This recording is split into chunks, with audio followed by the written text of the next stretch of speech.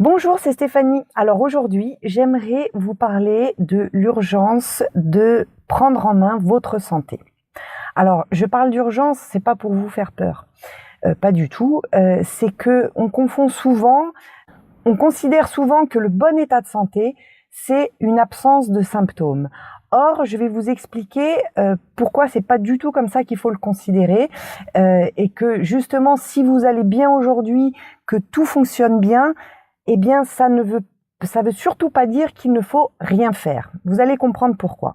Alors, je vous rappelle avant toute chose que si vous souhaitez faire partie de mes contacts privés et pour ne pas manquer, on va dire, les épisodes que je publie, si ça vous intéresse, si vous en avez déjà écouté et que vous aimez bien ce que je vous partage, vous avez un lien en dessous pour faire partie de mes contacts privés. Comme ça, à chaque fois que je publie quelque chose, vous le recevrez sur votre boîte mail et donc vous l'écoutez après en temps voulu, quand vous avez le temps, si vous avez envie, etc.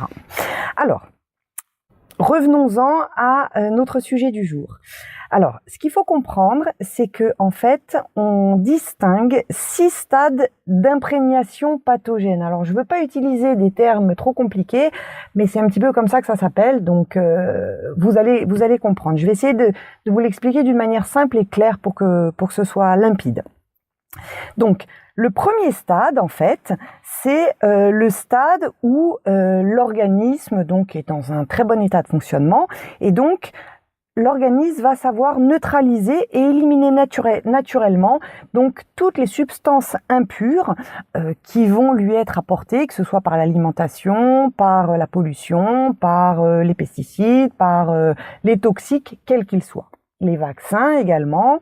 Bref. Et cet organisme va les éliminer naturellement donc par 3 voies. Par les selles, par les urines et également par la sueur. C'est ce qu'on appelle tout simplement la phase d'élimination. Donc cette phase d'élimination, elle est vraiment naturelle et il faut au contraire la laisser se passer, la laisser pouvoir se faire naturellement et correctement. Donc premier élément, évidemment, si vous avez, excusez-moi des termes, mais si vous avez envie d'aller à la selle, il faut pouvoir y aller. Hein, ça, c'est évident, il faut pouvoir éliminer. Si vous avez envie d'aller uriner, il faut pouvoir le faire. Bon, en général, on n'arrive pas trop à attendre non plus. Bon, ça, c'est 2 éléments sur lesquels, de toute façon, en général, on fait ce qu'il faut. Le troisième élément, c'est la transpiration. Alors, je vais m'arrêter un petit peu là-dessus parce qu'effectivement, la transpiration, on a tendance à vouloir la neutraliser. Alors, ce qu'il faut surtout comprendre, c'est que si on a une transpiration importante, c'est que notre corps a besoin d'éliminer. Alors, et qu'il ne peut peut-être pas éliminer tout ce dont il a besoin uniquement par les selles et par les urines. Donc, il va utiliser une 3e voie d'élimination, par la transpiration. Donc, cette transpiration, il faut surtout pas l'empêcher. Mais par contre, il faut la prendre en considération. Bien sûr, je vais pas vous dire de ne pas mettre de déodorant, d'antitranspirant. Alors, si, d'antitranspirant, il faut pas en mettre. Mais par contre, il faut écouter votre corps. C'est-à-dire que si vous avez une transpiration un peu odorante, eh bien, ça veut dire qu'il y a des choses dans votre corps qui doivent s'évacuer, qui s'évacuent. Ces choses-là s'évacuent comme elles peuvent et ça peut être par la transpiration. Donc il y a vraiment un travail de nettoyage à faire dans votre corps. Bien, donc ça effectivement, j'en parle dans le programme que j'ai un petit peu détaillé lors d'un dernier podcast. C'est vraiment de savoir éliminer les substances toxiques. Alors ça c'est le premier stade, c'est donc le stade complètement naturel qui se produit tous les jours. C'est pour ça qu'avoir une bonne élimination à la selle, c'est extrêmement important. Le deuxième stade, donc, c'est le stade où l'organisme donc va être en réaction vis-à-vis d'une attaque un petit peu plus nocive.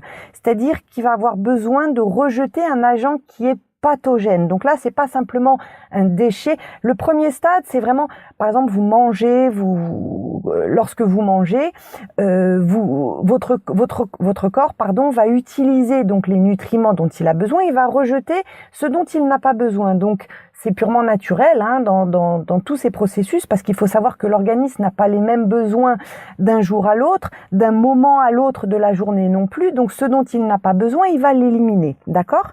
Le deuxième stade, c'est le moment où l'organisme élimine des choses mais qui sont impures, c'est-à-dire qui vont provoquer une attaque au niveau de l'organisme, un agent pathogène, et dans ce cas-là, l'organisme va réagir encore une fois de manière naturelle, mais de manière plus réactive, c'est-à-dire soit par vomissement, soit par diarrhée.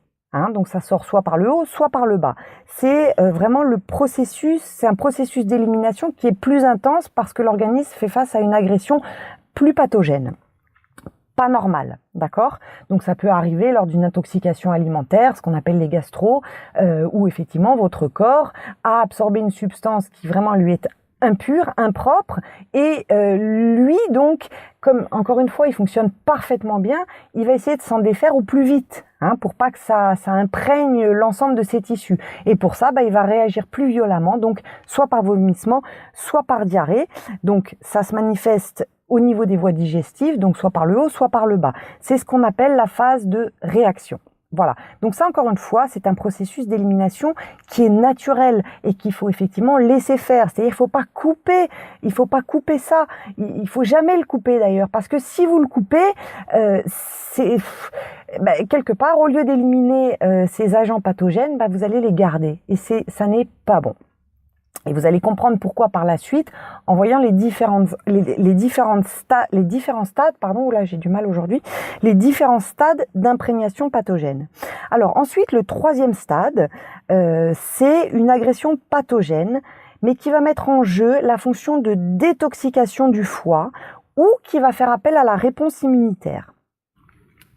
Donc ça peut être le cas, par exemple, si effectivement vous avez bloqué le processus précédent où l'organisme a tenté d'éliminer par lui-même son agent pathogène. Donc si vous l'avez bloqué quelque part, l'agent pathogène va rester à l'intérieur. Donc lui va devoir utiliser un autre moyen pour essayer de l'éliminer, parce que le principe même de l'organisme, c'est d'éliminer tout ce qui lui est impur à son bon fonctionnement. Et dans ce cas-là, s'il n'arrive pas donc à l'éliminer, qu'est-ce qu'il va faire? Il va l'enquister, c'est-à-dire que il va essayer de bloquer sa dissémination. Donc c'est comme si, je vais vous prendre un exemple un peu bête, mais c'est l'idée qui me vient. Vous passez le balai, vous avez un petit peu des poussières partout. Donc pour éviter qu'il y en ait encore plus partout, vous allez passer le balai, vous allez mettre toutes les poussières dans un coin. Voilà, c'est ce qu'on appelle l'enquistement que votre organisme va mettre en place. C'est pour éviter donc que le foyer, qui soit infectieux, toxique, etc., se dissémine dans tout votre organisme. Donc, vous voyez quand même que c'est super bien. Enfin, moi, je trouve ça extraordinaire. Je trouve que c'est vraiment très bien fait, quoi. Et encore une fois, on peut pas faire mieux. C'est-à-dire que nous, on le fait, par exemple, pour nettoyer notre maison, mais on peut pas faire mieux. Le corps a une manière de fonctionner qui est extraordinaire. Je me répète, mais c'est vraiment ce que je pense. Et donc, ça va se manifester, ça par des kystes, par exemple, des polypes, des fibromes, des lithiases. Donc, et ça peut se voir donc soit au niveau des cavités viscérales, soit au niveau du derme, d'accord? Donc vous pouvez avoir des petits polypes, des petits fibromes que vous allez voir à la peau. Donc encore une fois, la peau, c'est pour ça que j'en parle beaucoup dans mon programme aussi, c'est que la peau, c'est l'organe, puisque c'est un ensemble de cellules qui forment un organe. La peau est un organe qui est visible. Donc à travers la peau, on peut s'apercevoir d'un certain nombre de choses déjà, parce qu'effectivement, si vous avez un polype intestinal, très souvent vous ne le sentez pas, vous ne le voyez pas si vous ne faites pas un examen qui va pouvoir le mettre en lumière. Donc vous ne savez pas qu'il existe, et vous ne savez pas quelque part que votre organisme il est déjà en train d'enquister, alors qu'à la peau, si ça se voit à la peau, même si c'est plus disgracieux, c'est moins esthétique, mais au moins vous le voyez. Et donc en le voyant, encore une fois, quand on connaît, quand on sait que les choses elles existent, il y a moyen de pouvoir agir. Voilà, donc ça c'est le 3e stade qu'on appelle la phase de sédimentation. Alors ensuite on passe au 4e stade, c'est-à-dire que l'atteinte elle va devenir de plus en plus profonde, c'est-à-dire qu'en fait ce que votre organisme a enquisté, a essayé de mettre dans un coin, eh bien en fait ces substances pathogènes elles vont commencer à se répandre dans le milieu interstitiel de certains tissus. Donc, pour reprendre l'exemple du balai, vous avez fait votre petit tas dans un coin. Admettons qu'il y a un courant d'air et boum, tout ce que vous avez mis de côté, en fait, ça va se répandre un petit peu partout, dans l'entrée, dans le salon, dans la cuisine, dans la chambre, etc. Donc, ça va commencer à attaquer certains tissus. Et ce qui va donc provoquer, on va dire, ça va venir, entraver les échanges cellulaires et donc l'élimination de vos déchets. Donc là, on commence vraiment à rentrer dans un stade où effectivement on peut avoir des problèmes au niveau de certains organes, puisque les organes, c'est un ensemble de cellules qui vont fonctionner de la même manière pour un organe. Donc vous allez avoir des tissus qui vont être davantage abîmés. Alors pourquoi ces tissus-là? Ça c'est encore une autre histoire, mais ça peut être donc une atteinte d'un organe. Alors cela va entraîner des troubles organiques fonctionnels, c'est-à-dire que vous allez avoir un organe par exemple qui va moins bien remplir sa fonction, mais simplement un organe. Donc il va être un petit peu moins apte à bien travailler. Alors on va prendre l'exemple du foie par exemple, un foie qui fonctionne un petit peu moins bien. Bon, sans rentrer dans tout le détail du fonctionnement du foie parce que ce serait bien trop complexe et bien trop long à expliquer ici, mais le foie, c'est un des organes qui va faire rentrer, qui va mettre en action la réponse immunitaire de premier ordre. Et par exemple, les allergies donc ont une cause au niveau du foie parce qu'en fait cela signifie quelqu'un qui a une allergie, c'est quelqu'un qui va avoir un système immunitaire qui va se déclencher de manière inappropriée. C'est-à-dire que normalement votre système immunitaire se déclenche à partir du moment où c'est quelque chose qui est pathogène. Or, lorsque vous avez un dysfonctionnement à ce niveau-là, eh bien, c'est un peu comme une sonnette d'alarme, c'est pas une sonnette d'alarme, mais vous savez, les alarmes qu'il peut y avoir dans les maisons ou sur une voiture. On va prendre l'exemple dans une voiture, c'est-à-dire que normalement, l'alarme va se déclencher à partir du moment où on va forcer la voiture. Donc ça, c'est un déclenchement qui est normal. Il y a une agression, on vient forcer la voiture, l'alarme se déclenche. Mais parfois, les alarmes, elles sont moins bien réglées, si bien que dès qu'il y a un petit peu trop de vent ou dès qu'il y a des feuilles qui vont tomber sur la voiture, l'alarme, elle va se déclencher. Et donc là, c'est effectivement exactement le même problème au niveau des allergies, c'est-à-dire qu'il y a un agent pathogène minime, extrêmement minime, c'est-à-dire que l'organisme doit pouvoir gérer de manière naturelle. Et bien dans ce cas-là, votre organisme, en fait, il va surréagir. Et il va déclencher le système immunitaire alors que normalement, il n'y aurait pas besoin de le déclencher. Ça, c'est ce que l'on appelle un trouble organique fonctionnel. Et ça, je veux dire, on commence à rentrer dans un dysfonctionnement qui n'est pas normal, qui commence à être important. Or, malheureusement, une allergie, on considère pas ça. C'est problématique, c'est très embêtant, mais on le considère pas comme une atteinte réellement organique, c'est-à-dire une atteinte fonctionnelle du foie. Et qu'est-ce qu'on va faire? On va donner des antihistaminiques, c'est-à-dire qu'on va bloquer la réponse du foie, parce qu'effectivement, à ce moment-là, elle n'a pas lieu d'être, mais finalement, on dérègle encore plus le système, parce que lui, c'est tout un processus qui va faire que, à force d'agir sur les conséquences et jamais sur la cause, alors ça, je reviendrai dans un autre podcast sur les causes, les conséquences, etc., parce que ça aussi, c'est vraiment très important. Mais à force d'agir uniquement sur les conséquences, on dérègle complètement le fonctionnement normal et naturel de l'organisme, alors qu'il est vraiment prévu pour fonctionner d'une manière parfaite. Donc cette phase, ce 4e stade, c'est donc la phase d'imprégnation qui va donc entraîner des troubles organiques fonctionnels, donc ça on en a parlé, mais également des troubles glandulaires, c'est-à-dire au niveau de nos glandes endocrines qui fabriquent les hormones, donc ça peut être la thyroïde, ça peut être le pancréas, enfin toutes les hormones, ça peut toucher donc tous les systèmes hormonaux. Ça peut également avoir entraîné donc des fibroses ou des scléroses. Alors une fibrose, c'est une dégénérescence d'une partie de votre organe, c'est-à-dire que vous avez des cellules d'un de vos organes qui ne fonctionnent plus, c'est-à-dire presque c'est pas mort, mais ça ne fonctionne plus. C'est-à-dire qu'au lieu d'avoir que l'organe ait la totalité de ses cellules pour fonctionner, eh bien il y a une partie de ces cellules qui ne fonctionne plus. Mais pour lui, c'est encore une fois un moyen de se préserver. C'est-à-dire que plutôt que de toucher l'ensemble des cellules de son organe, il va quelque part fibroser simplement certaines cellules pour permettre au reste de ces cellules de continuer à fonctionner. Le problème, c'est que quand on a une fibrose, elle peut s'étendre et elle finit par s'étendre si on ne fait rien, évidemment. Et tout ça, en fait, ce stade, ça résulte vraiment d'un encrassement progressif de votre organisme. Alors je dis bien progressif parce que ça n'arrive pas du jour au lendemain. Le problème, c'est que quand on s'en aperçoit, parce qu'on peut s'apercevoir, on peut avoir des symptômes uniquement à ce stade, puisque je vous ai dit que le stade précédent, quand c'est simplement un kyste ou un polype, s'il apparaît sur des tissus internes, on peut ne pas les voir, donc on passe à côté et en fait l'organisme va continuer de se désagréger en quelque sorte pour atterrir à ce 4e stade. Alors je vous rappelle qu'il y en a 6, donc on n'est pas au bout de nos surprises, pour arriver à ce 4e stade où on peut commencer à voir les choses, mais de la même manière.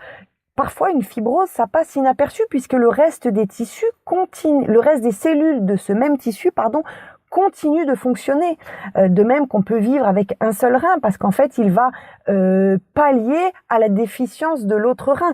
Mais forcément, au bout d'un moment, alors je vais prendre un exemple que j'aime bien prendre, c'est les 35 heures. C'est-à-dire que vos organes, eux, ils sont jamais aux 35 heures, ils fonctionnent 24 heures sur 24. Mais imaginez que vous, on vous donne un travail qui tient dans 35 heures. Si vous avez un collègue qui est absent, qui n'est pas là, et qu'il faut reprendre son travail, eh bien vous, il va falloir en 35 heures faire votre travail qui prend déjà 35 heures plus son travail. Alors au début, ça va être possible, c'est-à-dire que vous avez une réserve d'énergie qui peut vous permettre de pallier à ça, mais donc vous allez puiser dans votre réserve d'énergie. Donc vous voyez, j'en reviens encore à la notion d'énergie dont j'ai parlé lors d'un précédent podcast. J'en reviens à cette réserve d'énergie, vous allez puiser dedans. Donc au début, vous n'allez pas forcément le sentir puisque cette réserve, vous l'avez, donc vous puisez simplement dedans, mais vous ne le voyez pas non plus. Sauf qu'à un moment donné, à force de puiser, vous allez vous sentir un peu plus fatigué, vous allez avoir moins de concentration, vous allez avoir moins d'entrain, et puis ça peut aboutir à un burn-out. Alors c'est le stade, on va dire, extrême, mais ça peut aller jusque-là, parce que quelque part, vous utilisez plus que ce que vous n'avez ou ce que vous apportez à votre organisme. Et votre organisme, il peut pas fonctionner comme ça.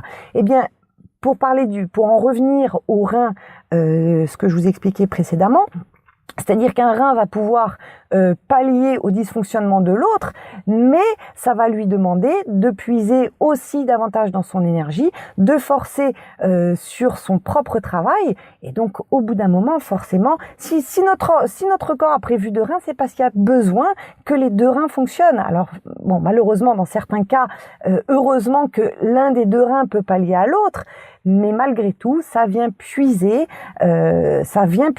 dans notre capital, et tout ça, c'est pareil, ça conduit à une perte d'énergie qui va favoriser un vieillissement prématuré. Donc vous voyez que le vieillissement prématuré, il peut se faire à plein de niveaux, et que c'est très important de pouvoir, comme je vous disais précédemment également dans un autre podcast, c'est-à-dire que dans le programme dont je vous parle souvent, l'avantage de ce programme, c'est que vous allez agir à tous les niveaux en interne, c'est-à-dire que vous allez favoriser l'apport énergétique qualitativement, quantitativement, et également comment transformer cette énergie pour qu'elle soit bien utilisée par votre corps, et que vous allez en plus savoir comment stopper les pertes énergétiques, parce que c'est un point extrêmement important. Et plus vous allez avoir de points d'action, quelque part, plus votre organisme va pouvoir à un moment donné, même si à un moment donné vous mangez un peu moins bien parce que c'est les vacances, parce que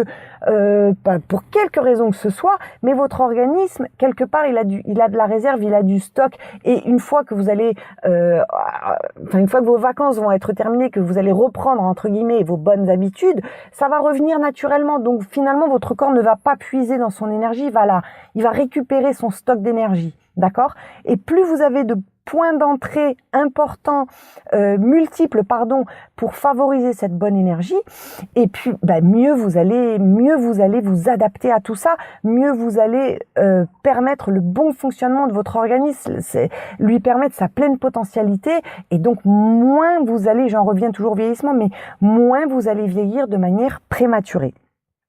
Alors, pour en revenir donc à nos stades pathogènes, on arrive maintenant au 5e stade.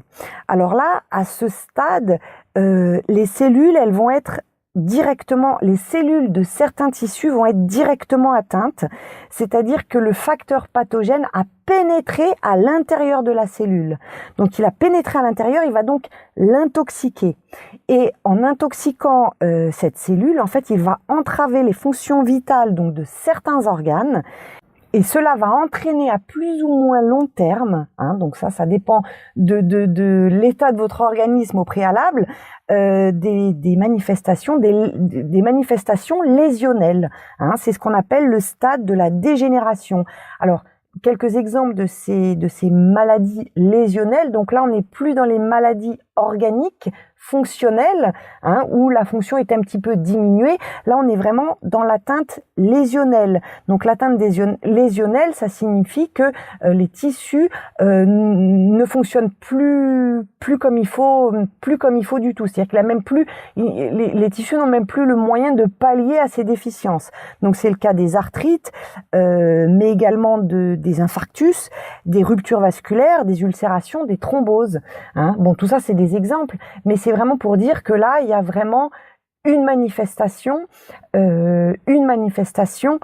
lésionnelle d'une maladie. Alors, malheureusement, c'est parfois à ce stade que l'on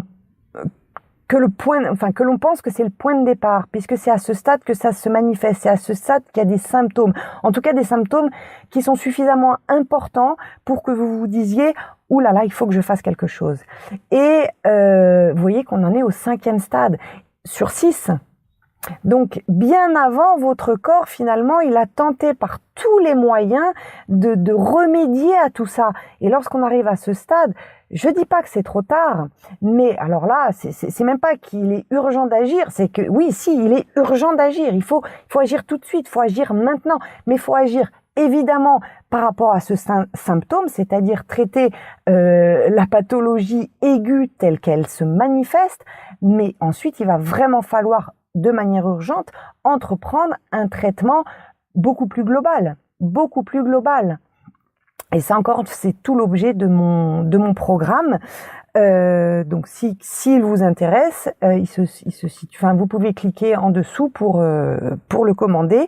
Il va pas durer longtemps en l'état actuel parce que actuellement je fais une offre promotionnelle. Donc si vous voulez le rejoindre, n'hésitez pas, vous pouvez le faire dès maintenant en cliquant sur le lien dans la description. Et enfin, on va parler donc du dernier stade. Alors là, c'est le stade qui va toucher. Alors, le stade précédent, ça avait pénétré la cellule, ça avait intoxiqué notre cellule. Eh bien, le dernier stade, c'est le stade qui touche le noyau cellulaire. Alors, dès que ça touche le noyau cellulaire, là, ça va perturber directement la commande génétique et ça va donc entraver la duplication cellulaire. Donc, là, vraiment, c'est vraiment un stade très avancé. C'est ce qu'on appelle la phase des néoformations. Alors, bon, si vous connaissez un petit peu les termes médicaux, les néoformations, c'est les processus tumoraux. C'est vraiment l'atteinte ultime de l'organisme. Alors bon, là, j'ai envie de vous dire, tout de suite maintenant, il est trop tard pour agir de manière globale au niveau de votre organisme. Il faut vraiment pallier au plus pressé, c'est-à-dire à l'affection tumorale en elle-même, parce que de la même manière, l'affection tumorale, elle peut être localisée et ensuite elle peut aussi se disséminer. Hein. C'est le cas des métastases. Et là, c'est ce qu'on appelle je trouve même plus le terme, les cancers généralisés. Voilà. Alors, si vous en êtes encore au stade, on va dire, d'une néoformation localisée, il faut bien sûr agir dessus et vous pouvez d'ores et déjà commencer à agir en interne. Si c'en est au stade je trouve jamais le terme, peut-être parce que j'ai pas envie, j'aimerais que ça n'existe pas, mais des cancers généralisés. Bon, là, il faut effectivement pallier au plus important, au plus vif, au plus important. Et peut-être vous n'êtes pas dans un état où effectivement agir en interne, ce qui est malheureux parce qu'il faudrait le faire. Mais je peux concevoir que vous êtes pas forcément en état d'agir dessus. Excusez-moi, ça me fait un peu bafouiller parce que c'est vrai que c'est quand même un stade qu'on aimerait tous éviter. Et ça me fait rebondir sur effectivement tous ces stades dont je vous ai parlé et qu'il est extrêmement important de comprendre parce que en agissant en amont, en agissant au moment où effectivement vous pensez que peut-être ça sert à rien, moi tout va bien, je suis en bonne santé, tout se passe bien, etc. C'est parce qu'en fait c'est même plus une question d'âge, ça peut arriver à tout moment et il y a des facteurs favorisant en fait ces processus dégénératifs. Alors je vais vous en citer un parce que c'est vrai que il y a des études qui ont été faites et qui ont prouvé que parfois il suffit d'un facteur pour que la machine se déclenche, c'est-à-dire qu'on n'a rien et du jour au lendemain, on a l'impression que tout nous arrive, tout nous tombe dessus. Ce sont des facteurs émotionnels parce que les stress émotionnels en fait, ils ont cette capacité de diminuer la réponse immunitaire.